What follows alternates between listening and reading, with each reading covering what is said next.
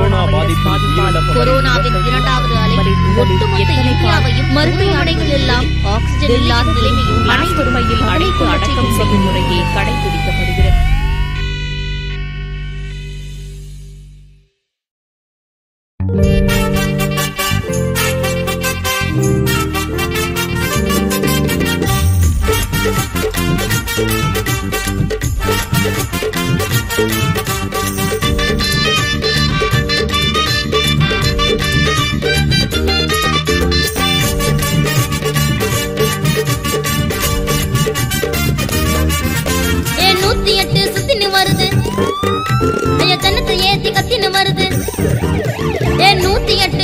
வருது ஜனத்தை ஏத்தி கத்தின வருது மாஸ்க் இல்லாம வெளிய போன கொரோனா உன்ன கத்தின வருது டேஞ்சரான